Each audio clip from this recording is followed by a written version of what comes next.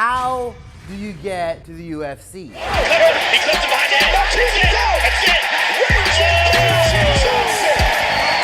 it. This isn't something that's super clear. There's no blueprint that's really easy to find, but I've been studying this problem for a long time. I have a way that I believe is probably the easiest to get to the show. Starting from square one, you need to find a real fight gym with a real fight coach. Okay, now we put out a video on 5 ways to know if you have a good coach. Check that video out. We'll put a link in the description. Next, we got to start training, right? So we got to train in all disciplines. Don't just be like, oh, I like striking, so I'm just going to take all the kickboxing classes, Muay Thai classes, boxing classes, and I'll just figure out how to not get taken down later. That's a very flawed way of approaching things. You got to be good at boxing, wrestling, Muay Thai, Jiu-Jitsu, at least, okay? At least those 4. Now, if your fight gym does not have access to all those different disciplines, that's a problem, okay? Make sure you're at a gym that you can do everything. And if for some reason they're missing 1 or maybe even 2, then you're gonna have to superset, right? You're gonna have to find another gym to work tandem with. Okay, so once you found the right spot, once you started training, you're starting to at least be able to beat most of the people around your level in your gym. Now is the time to start competing against people in other gyms, people that don't know your specific system, so you can figure out whatever flaws you might have. I'm not saying you should compete as an MMA fighter right away. I don't think that's the best way. I believe, and I try to get my guys to compete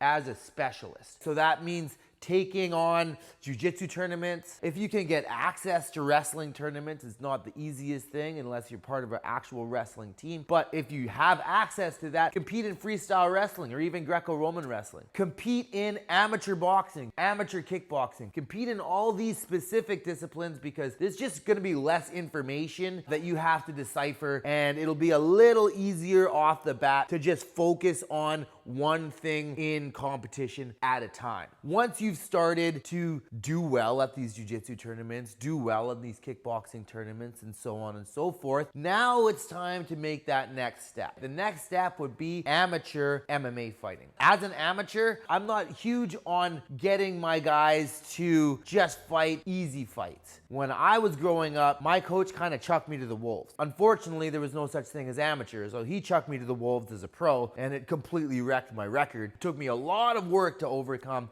the initial losses that I took in the first 2 years. But because of that, I learned a lot of lessons. So I want to throw my guys to the wolves. I want to throw my guys in the fire, but I don't want them to get jacked up professional records that are going to take forever to reverse and finally get into a major organization. What we do is, as an amateur, I'm not super picky on who they fight. I want them to get tested. I want them to struggle. I want them to learn. And it's really, really difficult to learn without adversity. I want to make sure they're used to winning, but they are also used to overcoming the challenges that happen when you lose. Because if you go 10-0 as a pro against nobodies, you get into the show and you take your first L in the show, it's going to be really hard to come back from. I've seen this a number of times, right? Like, look at Ronda Rousey.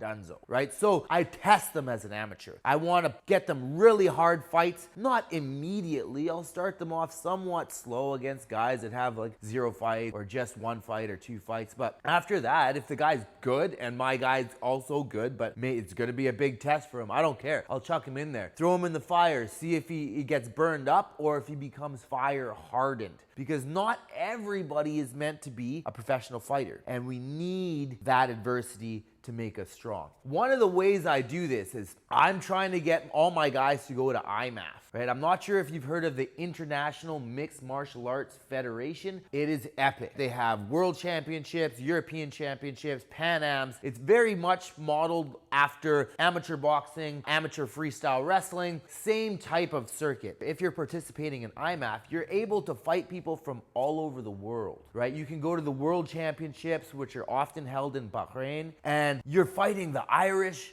you're fighting the Russians, you're fighting the Japanese, you're fighting the Bulgarians, you're fighting the Dagestanis, the dreaded Dagestanis, who actually most of them are competing for Team Bahrain right now, which is kind of funny. Everybody from Bahrain team is like, looks Caucasian, right? But regardless, you're fighting everybody from everywhere. So you get access to all these different fighters and fight all these different styles. And it's a tournament too, so it's like that adversity we're talking about. You're fighting to win the worlds anyway. You're fighting 5 times in 6 days, back to back to back to back. And you have to make weight every single day. You also have to travel to get there, right? Which is a whole nother thing to figure out when you're a pro fighter, right? So I'm trying to get them all this kind of experience, which is really professional level experience. I'm trying to get them that as an amateur before we need to protect their record, right? And then once it seems like most of the holes that they have are closed, now it's time to go pro.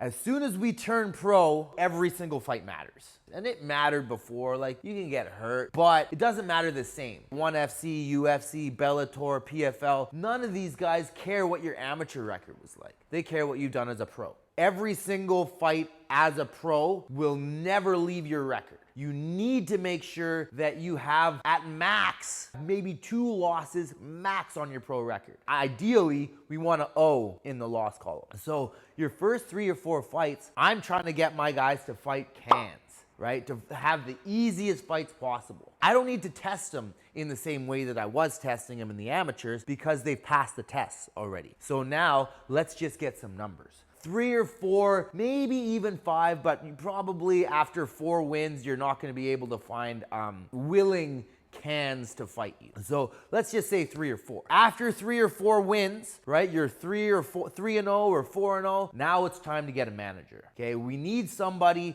that's going to advocate for you to these major organizations, right? ONE FC, UFC, Bellator, PFL. We need somebody that's going to be able to talk to Sean Shelby and get you in, right? So once you have a good manager and you're 3-0, you're 4-0, now we have to prove ourselves.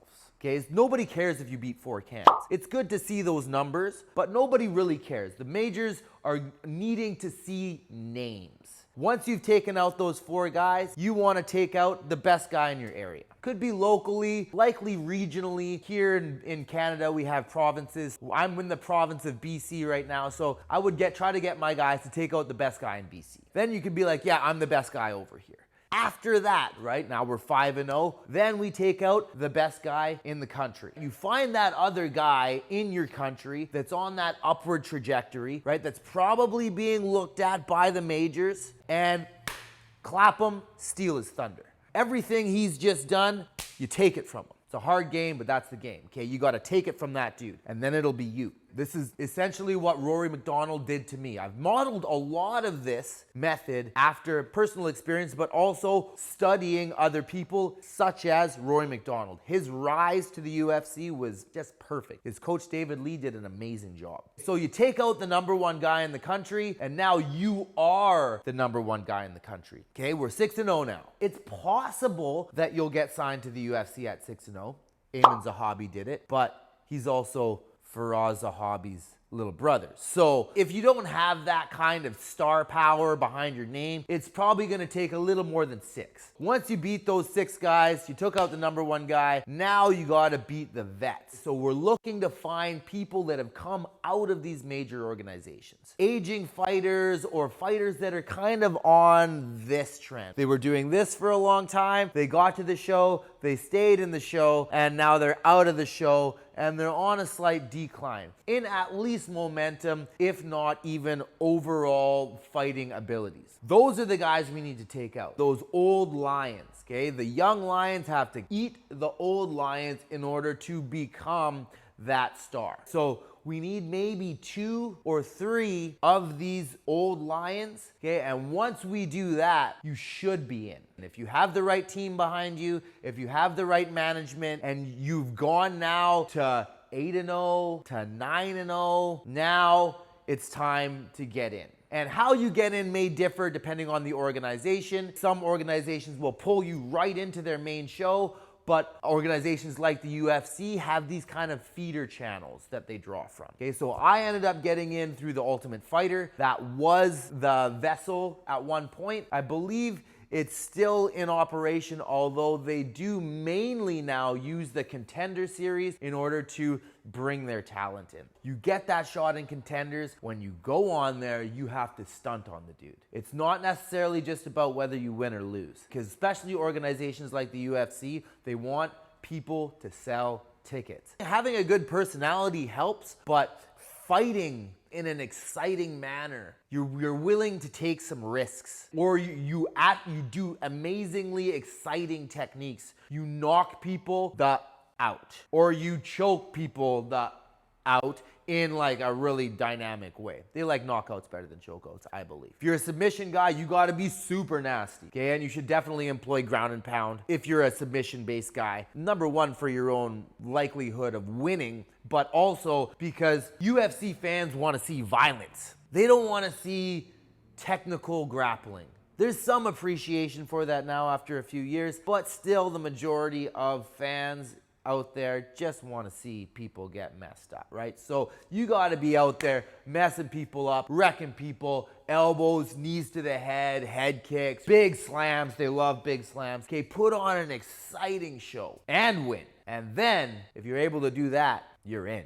And if you can talk on the microphone in a way that tickles people's ears, now you're gonna start there, you're gonna make some money, okay? Or at least get treated very, very well, get favorable matchups once you're in that show. They're not gonna just huck you to the Dagestanis immediately like some other people. So that's what I think. This is my path that I'm laying out for my fighters, okay? And I know there's a bunch of you guys out there that got UFC dreams. So I hope this helps. I hope this gives you a little bit of a blueprint onto how to organize your career and how to approach this problem, because it's a pretty complex problem. Thanks for watching, everybody. Drop a like. If you got anything to say, I want to hear it. Drop a comment. And as always, subscribe.